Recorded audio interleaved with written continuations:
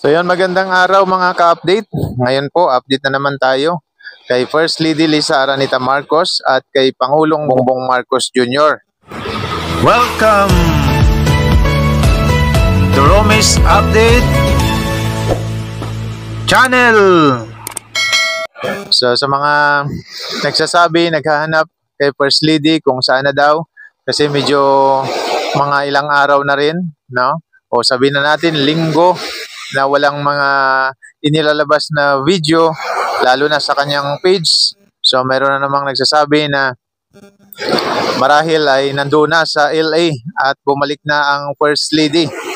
Pero mamaya po, panonoorin natin yung video na magpapatunay na naman na ang First Lady ay nandito sa Pilipinas at siya po ay malayang malaya, walang kinakaharap na kaso at nakakasama ng ating Pangulo sa kanyang mga ginagawa, no? Dangan nga lang na talagang sadyang yung First Lady ay hindi siya showy, kundi kung ano lang yung kanyang mga ginagawa. So ginagawa niya ng tahimik at mayroon din siyang mga pinupost na kung saan ay magpapatunay, magpapakita na nandito siya at gumaganap sa tungkulin bilang First Lady ng ating bansa. So panoorin na po natin yung video na sinasabi ko mga ka-update.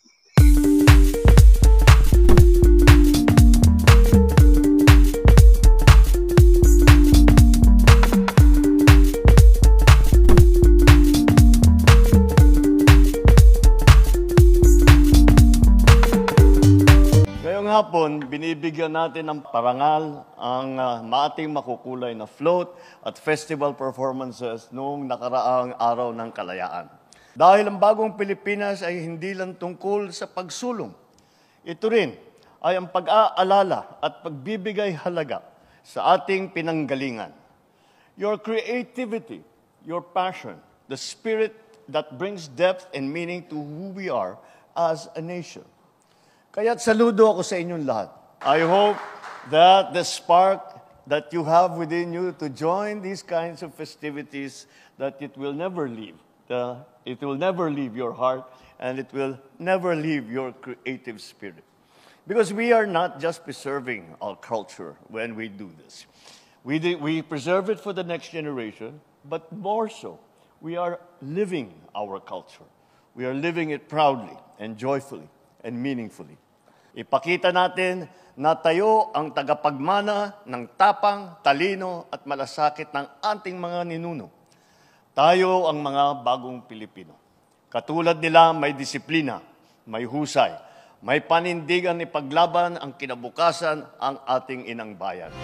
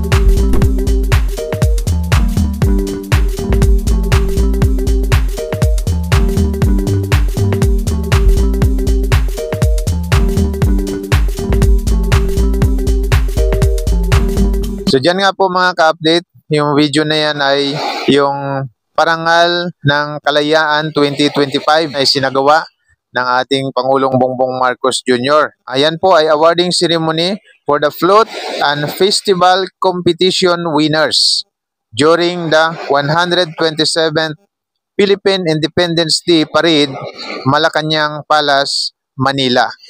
Isinagawa po yan ay nandoon yung First Lady, nakita naman natin dyan, kasama ng Pangulo na nag-aabot ng mga award para doon nga sa mga winners doon sa nasabing kompetisyon.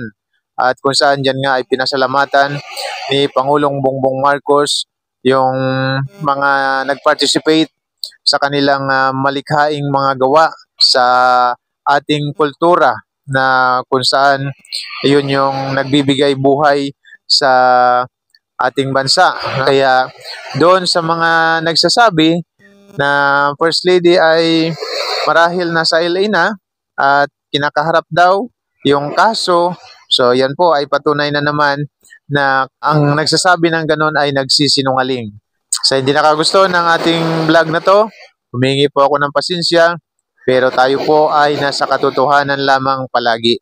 Sa mga nakagusto naman ng ating vlog na to, pa-like na lang po sa mismong video, pa-share na din po mga ka-update at pa-subscribe na rin po sa aming maliit na channel.